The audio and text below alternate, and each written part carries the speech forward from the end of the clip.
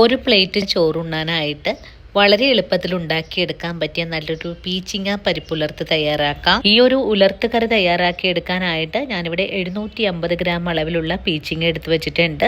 കഴുകി വൃത്തിയാക്കി തോലെല്ലാം കട്ട് ചെയ്തെടുത്ത് മാറ്റിയതിന് ശേഷം ചെറിയ പീസുകളായിട്ടൊന്ന് കട്ട് ചെയ്തെടുക്കാം. ഈ ഒരു സമയം കൊണ്ട് തന്നെ 100 ഗ്രാം അളവിൽ കടലപ്പരിപ്പ് കഴുകിയതിന് ശേഷം കുക്കറിലേക്ക് വേവിക്കാനായിട്ട് മാറ്റാം. കൂടെ തന്നെ ഇതിലേക്ക് പച്ചമുളക്, സവാള, കറിവേപ്പില, ഉപ്പും മഞ്ഞൾപ്പൊടിയും കൂടി ചേർത്ത് വേണം പരിപ്പ് വേവിച്ചെടുക്കാനായിട്ട്. പരിപ്പ് 3-4 വിസിൽ കൊണ്ട് തന്നെ നമ്മളിവിടെ വേവിച്ചെടുത്തിട്ടുണ്ട്. അതിനുശേഷം വെന്തു വന്നിട്ടുള്ള പരിപ്പ് ഒരു പാനിലേക്ക് മാറ്റാം. ഇനി ഈ പരിപ്പിലേക്ക് കട്ട് ചെയ്തെടുത്തിട്ടുള്ള പീച്ചിങ്ങ കൂടി ചേർത്ത് നല്ലവണ്ണം ഇളക്കി ഒന്ന് മൂടി വെച്ച് വേവിച്ചെടുക്കാം. ഇവയെല്ലാം നന്നായിട്ട് വെന്ത് കഴിഞ്ഞാൽ ഇനി നമുക്കിതൊന്ന് ഉലർത്തിയെടുക്കാം. അതിനായിട്ട് വീണ്ടും അതേ പാൻ തന്നെ വെച്ച് കൊടുക്കാം.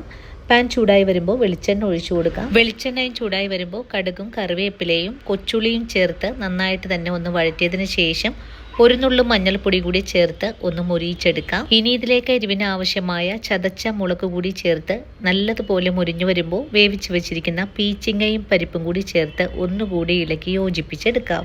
ഇനി പെട്ടെന്ന് തന്നെ ഫ്ലെയിം ഓഫാക്കി മറ്റൊരു സെർവിങ് പ്ലേറ്റിലേക്ക് കൂടെ മാറ്റാം. അങ്ങനെ വളരെ രുചികരമായിട്ടുള്ള പീച്ചിങ്ങ പരിപ്പുലർത്ത് ഇവിടെ റെഡിയാണ്.